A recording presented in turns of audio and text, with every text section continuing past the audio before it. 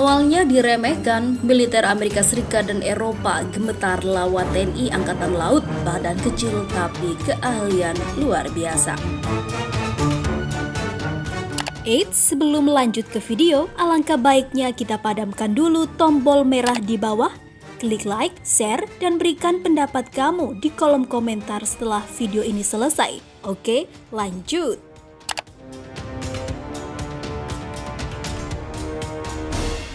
RIMPAC atau Rim of the Pacific merupakan latihan perang angkatan laut yang diikuti negara-negara dari berbagai penjuru dunia.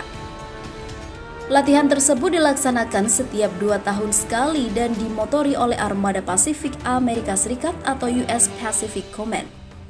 Biasanya melibatkan kekuatan angkatan laut dari negara-negara yang sedang tidak bermusuhan dengan Amerika Serikat dan berlangsung sejak tahun 2008 selama lebih dari 1 bulan. Negara-negara itu antara lain Australia, Brunei, Kanada, Chile, Kolombia, Perancis, India, Indonesia, Jepang, Malaysia, Meksiko, Belanda, Selandia Baru, Norwegia, Peru, Korea Selatan, Filipina, Singapura, Thailand, Tonga, Inggris, dan lainnya. TNI Angkatan Laut ketika berpartisipasi dalam RIMPAC yang biasa diselenggarakan di Hawaii, Amerika Serikat itu pada tahun 2014 pernah mengirimkan 1 kapal perang dan lebih dari 200 pasukan korps marinir. Peran kapal perang TNI Angkatan Laut yang dikirim ke RIMPAC adalah untuk melaksanakan latihan bersama dengan kapal-kapal perang lain dari berbagai negara. Sedangkan pasukan marinir TNI Angkatan Laut melaksanakan latihan perang di daratan Hawaii. Materi latihan bersama dengan para prajurit marinir dari seluruh penjuru dunia itu antara lain operasi evakuasi non-combat atau NEO, latihan koordinasi dukungan api atau FSCEX, program Combined Marksman atau Live Fire, operasi amfibi atau transisi MACCF Sea to Ashore, mendukung eksperimen latihan posko perintah atau CPX dan integrasi AAV. Latihan parameter dalam Rapid Combat Mechanical and Cooperation Tanki latihan, tembak senjata kecil, tembak baterai atau meriam utama, interoperabilitas dengan pasukan koalisi, kerjasama penggerbekan amfibi, pendaratan dek helikopter malam, menggabungkan program Marksman, transmisi MAGTF Sea to Ashore dan mendukung eksperimentasi dan pos komando latihan CPX. Kehadiran para marinir TNI Angkatan Laut selalu menarik perhatian karena dari ukuran badan dibandingkan para marinir dari negara-negara Amerika Serikat dan Eropa. Ukuran badan para personel marinir termasuk kecil. Para marinir TNI Angkatan Laut awalnya bahkan diragukan bisa mengikuti acara RIMPAC yang dalam latihannya sangat bergaya ala marinir Amerika Serikat itu. Tapi selama menjalani latihan perang yang terkenal berat itu, para prajurit marinir TNI Angkatan Laut justru banyak berprestasi dan berhasil meraih penghargaan prestisius. Medali penghargaan dari marinir Angkatan atau Amerika Serikat yang berhasil diraih para prajurit marinir TNI Angkatan Laut itu antara lain medali berlogo hewan Godzilla yang melambangkan ketangguhan, kekuatan, dan keperkasaan seorang prajurit marinir. Dengan sejumlah prestasi yang diperoleh, prajurit marinir TNI Angkatan Laut, para marinir dari negara lain khususnya dari marinir Amerika Serikat, USMC pun dibuat terheran-heran. Pasalnya, para prajurit USMC yang kebanyakan berbadan raksasa itu merasa tak berdaya ketika harus berlomba baik dalam keterampilan berperang maupun ketahanan fisiknya saat latihan perang. Tidak hanya kagum, para prajurit marinir dari negara-negara asing juga terkaget-kaget karena para prajurit marinir TNI Angkatan Laut. Pasalnya, ketika memenangkan sejumlah lomba keterampilan bertempur dan ketangguhan fisiknya, ternyata sedang menjalankan ibadah puasa.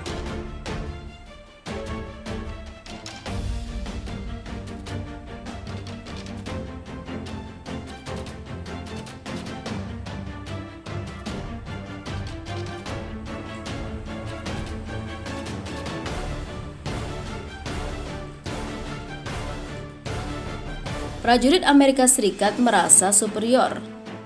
Cerita soal diremehkan ini juga pernah terjadi pada tahun 1980-an ketika ABRI TNI hendak membentuk pasukan khusus yang antara lain memiliki kemampuan anti-teror. Satuan pasukan khusus dari berbagai negara pun dijadikan sebagai referensi. Satu satuan di atas banyak mempengaruhi pembentukan pasukan khusus di lingkungan TNI. Pasalnya, semua teknik yang diramu dari berbagai aliran pasukan khusus itu diyakini mampu membentuk tiap personel pasukan khusus TNI menjadi pasukan tempur yang sangat profesional. Dengan kata lain, kehebatan pasukan khusus tidak ditentukan oleh teknologi yang digunakan dalam pertempuran. Oleh karena itu, demi mencetak pasukan khusus yang dalam misi tempurnya tidak terlalu tergantung pada teknologi, Letjen Lebby Mordani melarang pasukan-pasukan khusus Amerika Serikat untuk dipergunakan sebagai referensi. Hingga saat ini, pasukan-pasukan khusus Amerika Serikat seperti Green Berets, Navy SEAL, Delta Force, SWAT, dan lainnya memang selalu tergantung kepada teknologi militer untuk mendukung operasi tempurnya. Misalnya untuk melakukan pertempuran malam hari, semua pasukan khusus Amerika Serikat sangat tergantung kepada teropong pelihat malam atau night vision Google, sehingga bisa melihat targetnya dalam gelap.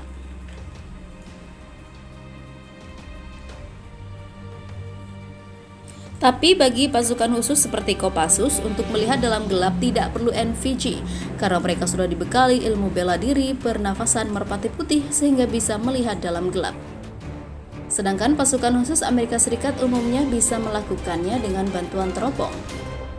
Tapi para pasukan khusus Amerika Serikat itu menjadi tidak berkutik ketika ilmu debus pasukan khusus TNI mulai dikeluarkan. Pasalnya, ketika pasukan khusus Amerika Serikat itu disuruh berdiri di atas selembar kertas koran dan kemudian diangkat oleh dua pasukan khusus TNI sambil mengerahkan tenaga dalamnya, dia bisa terangkat dengan mudah. Namun yang paling mudah untuk membuat kelengar para pasukan khusus Amerika Serikat adalah ketika dalam latihan jungle survival mereka disuguhi buah durian. Tak ada seorang pun pasukan AS yang berani makan durian, sementara pasukan khusus TNI bisa menyantap semua durian penuh gairah dan sukacita. Para jenderal di Pentagon yakin pasukan khusus Indonesia menguasai ilmu hantu, sementara pasukan khusus Amerika Serikat sama sekali asing dengan ilmu kebatinan tersebut. Oleh karena itu, jika dalam latihan bersama para pasukan khusus TNI mulai menerapkan ilmu kanuraganya atau bela diri, misalnya makan beling sewaktu mempraktekkan ilmu debus, benar-benar membuat para pasukan khusus Amerika Serikat sama sekali tak berkutik. Maka, menjadi masuk akal jika dalam pertempuran melawan pasukan khusus TNI, para pasukan khusus Amerika Serikat yang bertempur tanpa menggunakan teknologi militer canggih bisa dengan mudah untuk dikalahkan.